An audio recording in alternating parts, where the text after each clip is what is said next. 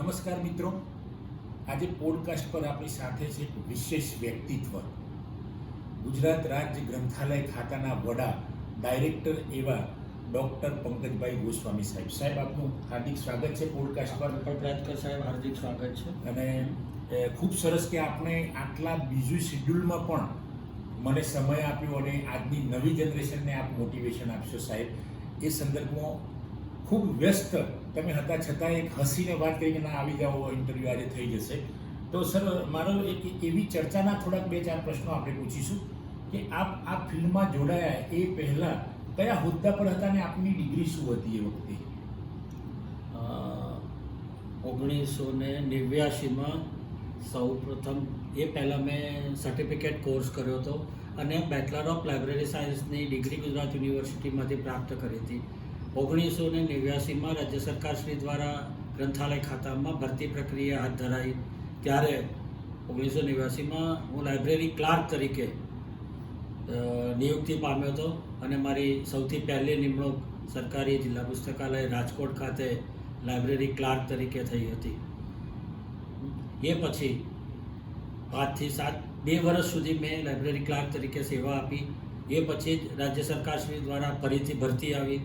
એમાં હું સીધો ગ્રંથપાલ તરીકે મારી પસંદગી થઈ અને એ પછી મેં સતત 2013 સુધી ડિસ્ટ્રિક્ટના લાઇબ્રેરિયન તરીકે મેં કામ કર્યું. 2013માં મને assistant director of libraries class 2 તરીકે બઢતી મળી. એ પછી મને 2022માં સ્ટેટ લાઇબ્રેરિયન ક્લાસ 1 તરીકે બઢતી મળી. મીનવાઇલ રાજ્ય સરકાર શ્રી દ્વારા 2020માં મને એક તક આપવામાં આવી કે ગ્રંથાલય નિયામક કચેરીના ખાતાના વડાનો ચાર્જ ખુલ્લો હતો.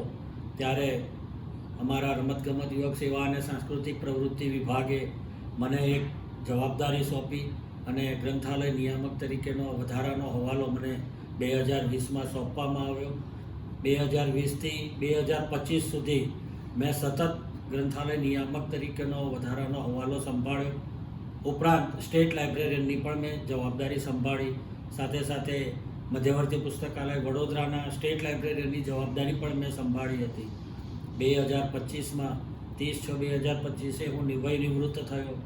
ત્યાર પછી પણ રાજ્ય સરકારશ્રીએ મારી સેવાના કદરના ભાગરૂપે મને 1 વર્ષનું એક્સટેન્શન આપેલું છે અને ગ્રંથાલય ખાતાના વડા તરીકેના ચાર્જ પણ મને સોંપ્યો છે. તે દિવસથી આજ સુધી હું ખાતાના વડા તરીકેની મારી જવાબદારી નિભાવી રહ્યો છું.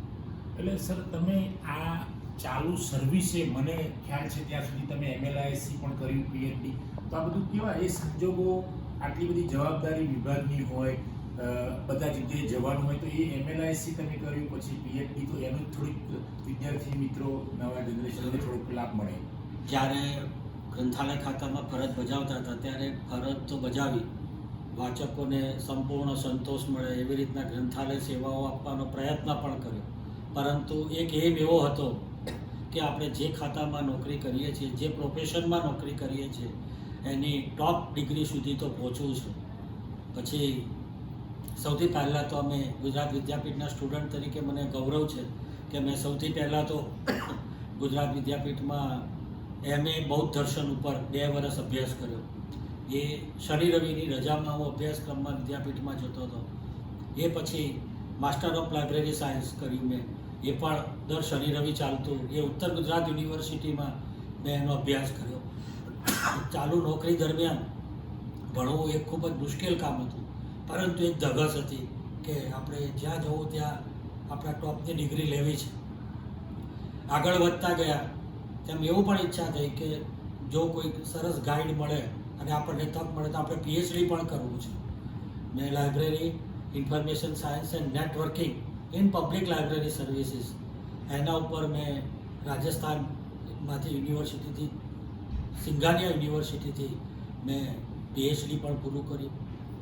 અને મારો ગોલ હતો કે લાઇબ્રેરી ફિલ્ડમાં ટોપની ડિગ્રી લેવી, એ મેં PhD સુધીની ડિગ્રી પ્રાપ્ત કરી હતી. તો સર, આટલી બધી ડિગ્રી તમે ચાલુ સર્વિસે જ, મને ખ્યાલ છે ત્યાં સુધી મોટાભાગની MLISC ડૉક્ટરેટ તમે થયા, તો આજની જનરેશન જે આપણી લાઇબ્રેરી સાયન્સની જનરેશન છે અથવા તો બીજા કોઈ પણ વિષયમાં, કારણ કે તમારા અંડરમાંથી તો અહીંયાથી આઈએએસ આઈપીએસ તમારી લાઇબ્રેરીમાંથી તો ઘણા બધા સારા સારા અધિકારીઓ બન્યા છે, તો આજની જનરેશનને તમે શું કહેવા માંગો છો આપણા લાઇબ્રેરી અને ઇન્ફોર્મેશન ફિલ્ડ વિશે? સૌથી પહેલાં તો આપણું લાઇબ્રેરી ઇન્ફોર્મેશનનું ફિલ્ડ એક પવિત્ર ફિલ્ડ છે.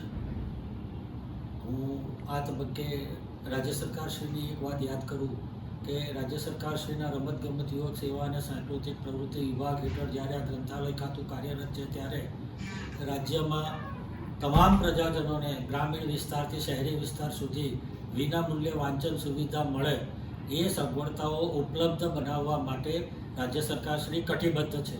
છેલ્લા 5 વર્ષમાં રાજ્ય સરકારશ્રીએ 150 સરકારી તાલુકા લાઇબ્રેરીઓ અને 10 જેટલા જિલ્લાની લાઇબ્રેરીઓ શરૂ કરવાની મંજૂરી આપી છે. ગ્રામીણ વિસ્તારોમાં પણ આટલી જ લાઇબ્રેરીઓ નવી શરૂ થઈ રહી છે, જેને ગ્રાન્ટેડ એડ લાઇબ્રેરી આપણે કહીએ છીએ. રાજ્ય સરકારશ્રીએ ગ્રાન્ટેડ એડ લાઇબ્રેરીના અનુદાનોમાં પણ ખૂબ જ વધારો કર્યો છે. નવી લાઇબ્રેરીઓની માન્યતાઓ આપી છે. આજના તબક્કે મને આનંદ થાય છે કે રાજ્ય સરકારશ્રી દ્વારા ટૂંક સમયમાં ગ્રંથાલય ખાતાની 200થી વધુ જગ્યાઓની ભરતી થઈ રહી છે. ત્યારે આજે આ આપણા ગ્રંથાલય અને માહિતી વિજ્ઞાનના અભ્યાસ કરતા વિદ્યાર્થીઓને મારી એક વિનંતી છે કે આપ સૌ થોડીક મહેનત કરો. આજે રાજ્ય સરકારશ્રી દ્વારા જ્યારે 200 ગ્રંથપાલોની ભરતી થઈ રહી છે ત્યારે આપ સૌ મહેનત કરશો તો આપ આ લાઇબ્રેરી ફિલ્ડમાં, સરકારમાં અને પ્રજાજનોની સેવામાં તમને તક મળશે. આપણું ફિલ્ડ એક પવિત્ર અને પાયસ ફિલ્ડ છે, જેને કહેવાય કે સેવાનું ફિલ્ડ છે.